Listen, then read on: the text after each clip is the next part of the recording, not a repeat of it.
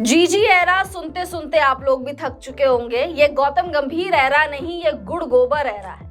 जब से गौतम गंभीर ने ये हेड कोच का पद संभाला है तब से टीम इंडिया की खास तौर पर रेड बॉल फॉर्मेट में लंका लग चुकी है। पहले न्यूजीलैंड ने हमें व्हाइट वॉश किया, 3-0 से हराया और अब साउथ अफ्रीका ने भी हमारे घर में आके ही हमारा सुपड़ा साफ कर दिया, यानी 2-0 से हमें हराया। तेम्बा बाबूमा ने इतिहास रच दिया, साउथ अफ्रीका के कप्तान ने इतिहास रच दिया और टीम इंडिया को एक बार फिर से शर्मनाक हार झेलनी पड़ी, जिसके पीछे सबसे बड़ा हाथ गौतम गंभीर का नजर आ रहा है, जिनको पता ही नहीं है टीम कॉम्बिनेशन के बारे में, जिनको पता ही नहीं है कि टेस्ट क्रिकेट में आपको ज्यादा ऑलराउंडर्स नहीं खिलाने होते, जिनको पता ही नहीं है कि कैसे स्ट्रेटेजी प्लान करी जाती है। इसीलिए हम आपको इस वीडियो में ऐसे 5 नाम बताएंगे कि अगर गौतम गंभीर इस्तीफा देते हैं, क्योंकि आज उन्होंने प्रेस कॉन्फ्रेंस के दौरान ये कह दिया है कि भाई बीसीसीआई ही मेरे फ्यूचर का फैसला करेगी कि क्या मैं आगे एज अ हेड कोच बना रहूंगा टीम इंडिया के साथ या फिर नहीं। ऑल्दो मैंने चैंपियंस ट्रॉफी, एशिया कप और इंग्लैंड में सीरीज ड्रॉ करवाई है, उपलब्धियां गिनवा दी थी, लेकिन अब अगर गंभीर जाते हैं तो कौन से ऐसे 5 खिलाड़ी होंगे शशि, जो मतलब खिलाड़ी नहीं एज अ कोच जो बन सकते हैं, जो ऑब्वियसली पूर्व खिलाड़ी रहे होंगे, तो जो गंभीर को रिप्लेस कर सकते हैं। बिल्कुल, देखिए अब गौतम गंभीर एरा की अब वक्त आ गया है कि गौतम गंभीर एरा खत्म हो जाए, क्योंकि देखिए एक तो हम लोगों ने 3-0 न्यूजीलैंड से हारे, फिर बॉर्डर गावस्कर ट्रॉफी भी हारे हैं। इस बीच वो हम लोग डिस्कस करना भूल जाते हैं, हम लोग जाकर बॉर्डर गावस्कर ट्रॉफी ऑस्ट्रेलिया में जाकर हारे हैं, हालांकि वो ऑस्ट्रेलिया में हारे हैं, लेकिन ये भी आपको याद रखना होगा कि पिछला 2 बॉर्डर गावस्कर ट्रॉफी हम लोग जाकर ऑस्ट्रेलिया में जीते थे, लेकिन अब जाकर हार गए गौतम गंभीर की कोचिंग में। फिर इंग्लैंड दौरा जहां पर टेस्ट सीरीज हमने ड्रॉ करवाया, फिर हम लोग साउथ अफ्रीका सीरीज हार गए हैं 2-0 से। तो अब ऐसे में जब स्थिति ये आ गई है कि इंडिया का WTC के पॉइंट्स टेबल में 5वें नंबर पर स्थान है, पाकिस्तान से इंडिया नीचे चली गई है, तो ऐसे में अगर ये कोच रहते रहते हम लोग की ये हालत हो गई है, तो फिर गौतम गंभीर को अब जैसा कि उन्होंने बताया कि बीसीसीआई फैसला लेगी, तो बीसीसीआई को फैसला ले लेना चाहिए कि अब गौतम गंभीर आगे टेस्ट क्रिकेट में यानी कि रेड बॉल क्रिकेट में कंटिन्यू नहीं करेंगे।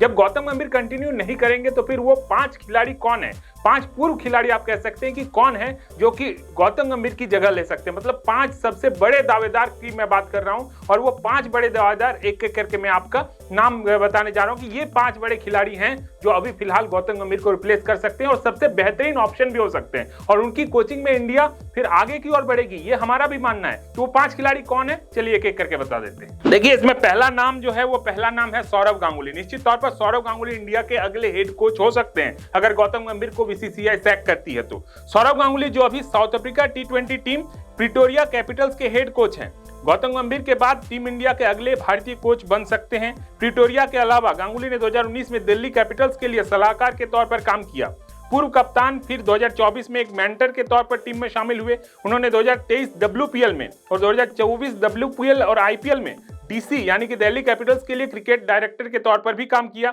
बीसीसीआई चेयरमैन के तौर पर अपने अनुभव और बताए गए कामों के अलावा गांगुली ने 195 मैचों में भारत को लीड किया है। क्रिकेटर से एडमिनिस्ट्रेटर बने गांगुली अभी क्रिकेट एसोसिएशन ऑफ बंगाल यानी कि CAB के प्रेसिडेंट के तौर पर काम कर रहे हैं, और गौतम गंभीर CAB में अपनी भूमिका छोड़ने का फैसला करते हैं। अगर गौतम गंभीर कोचिंग पद का छोड़ने का भूमिका फैसला करते हैं तो वह उनकी जगह लेने के लिए एक संभावित उम्मीदवार हो सकते हैं। अगला नाम जो है वो है VVS लक्ष्मण। VVS लक्ष्मण जो अभी नेशनल क्रिकेट एकेडमी यानी कि NCA के हेड हैं।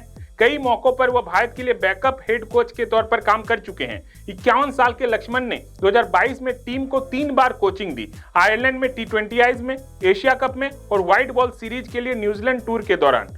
उन्होंने टीम को 2023 एशियन गेम्स और 2024 में जिम्बाब्वे और साउथ अफ्रीका में T20Is के लिए भी कोचिंग दी। उनके कोचिंग के दौरान भारत ने अपने सभी T20I सीरीज जीती है, जिसमें एशियन गेम्स में गोल्ड मेडल भी शामिल है।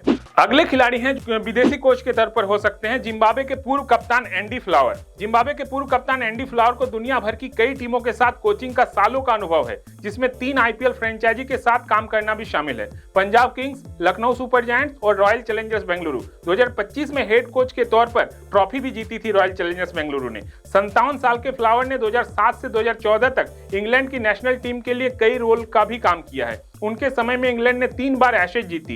इंग्लैंड क्रिकेट टीम ने वेस्टइंडीज में 2010 का T20 वर्ल्ड कप भी जीता था। उन्हें हाल ही में 2026 सीजन से पहले लंदन स्पिरिट का हेड कोच भी बनाया गया है। अगले खिलाड़ी हैं रिकी पॉन्टिंग। रिकी पॉन्टिंग पूर्व ऑस्ट्रेलियाई कप्तान और पंजाब किंग्स के वर्तमान मुख्य कोच रिकी पॉन्टिंग भारत के मुख्य कोच की महत्वपूर्ण भूमिका के लिए एक प्रबल दावेदार हैं। 2025 आईपीएल में पंजाब किंग्स के साथ पॉन्टिंग के कोचिंग कार्यकाल को अच्छी सफलता मिली है। अपनी वर्तमान भूमिका से पहले पॉन्टिंग मुंबई इंडियंस और दिल्ली कैपिटल्स के साथ भी जुड़े रहे, जिसमें 2015 में मुंबई इंडियंस का जीतना भी शामिल है। एक खिलाड़ी और कोच दोनों के रूप में भारतीय क्रिकेट में अपनी व्यापक भागीदारी के साथ पॉन्टिंग अपने साथ अपार अनुभव और उपमहाद्वीप की क्रिकेट संस्कृति की गहरी समझ लेकर आते हैं। और last but not the least, महिला जयवर्धने। श्रीलंका के पूर्व कप्तान महिला जयवर्धने गौतम गंभीर की जगह ले सकते हैं। उनकी कोचिंग में आईपीएल फ्रेंचाइजी मुंबई इंडियंस ने टूर्नामेंट के 2017, 2019 और 2020 एडिशन जीते हैं। 48 साल के जयवर्धने ने इंग्लैंड, वेस्टइंडीज और श्रीलंका जैसी इंटरनेशनल टीमों के साथ भी काम किया है। इसके अलावा उन्होंने खुलना टाइटंस और सदर्न वेव के साथ काम किया है। गांगुली की तरह जयवर्धने ने भी 126 मैचों में अपनी नेशनल टीम को लीड किया है, जिसमें 2014 में श्रीलंका का पहला T20 वर्ल्ड कप जीतना भी शामिल है। 3 आईपीएल टाइटल के साथ जयवर्धने टीम इंडिया के लिए सबसे ज्यादा पसंद किए जाने वाले विदेशी कोच बने हुए हैं। इसलिए बीसीसीआई जयवर्धने को टीम में लाने की कोशिश कर सकता है। तो ये 5 नाम हमने आपको गिनवा दिए हैं कि अगर गौतम गंभीर, जो खुद तो नहीं जा रहे हैं, लेकिन अब बीसीसीआई अगर उनको सेट करती है तो इसके बाद ये 5 खिलाड़ी, जिसमें सबसे पहला नाम सौरव गांगुली, दूसरा नाम VVS Laxman, Andy Flower, Ricky Ponting और महिला जयवर्धने, ये 5 खिलाड़ी हो सकते हैं जो टीम इंडिया के अगले रेड बॉल कोच हो सकते हैं। तो अब देखना है कि बीसीसीआई क्या फैसले लेती है। निश्चित तौर पर बीसीसीआई को यहाँ पर बड़ा फैसला लेना ही होगा, वरना इंडियन क्रिकेट का भला आने वाले दिनों में नहीं हो सकता है। तो देखना अब दिलचस्प होगा कि क्या बीसीसीआई गौतम गंभीर को हटाकर ये 5 खिलाड़ियों को पर फैसला लेती है क्या नहीं। बिल्कुल, और इसीलिए हमने ये 5 खिलाड़ी बहुत चुनकर निकाले जिनको काफी ज्यादा अनुभव भी है, कोचिंग का बहुत ज्यादा अनुभव है। किसी को आईपीएल फ्रेंचाइजी का कोच बनने का अनुभव है, किसी को कहीं और का कोच बनने का अनुभव है। इसीलिए एक्सपीरियंस्ड बेसिस पे हमने ये 5 नाम निकाले हैं। और वीवीएस लक्ष्मण को तो हम सभी ने देखा है कि जब हेड कोच नहीं रहा करते थे, जब राहुल द्रविड़ के टाइम पे भी, या फिर अभी गौतम गंभीर के टाइम पे भी, या फिर जब खाली फेज था उस टाइम पर भी हमने वीवीएस लक्ष्मण को देखा है कि किस तरीके से उनकी बॉन्डिंग है टीम इंडिया के साथ, टीम इंडिया के खिलाड़ियों के साथ कैसी बॉन्डिंग है। तो उम्मीद करेंगे इन 5 में से कोई एक डिजर्विंग नाम अगला रेड बॉल फॉर्मेट का कोच बन जाए टीम इंडिया का, क्योंकि अब गौतम गंभीर का कोई भविष्य नजर नहीं आ रहा है। फिलहाल इस वीडियो में इतना ही। आप लोग कमेंट्स करके बताइए कि इन 5 नामों में से सबसे क्लोज प्रॉक्सिमिटी आपको कौन सी लग रही है कि कौन बन सकता है टीम इंडिया का हेड कोच और कौन ये रिस्पॉन्सिबिलिटी बहुत अच्छे से निभा सकता है। कमेंट्स करके अपनी राय जरूर दीजिए। वीडियो पसंद आ गया होगा तो वीडियो को लाइक कर दीजिए, चैनल को सब्सक्राइब कर दीजिए। हम दोनों को इजाजत दीजिए। आप सभी लोगों का बहुत बहुत शुक्रिया।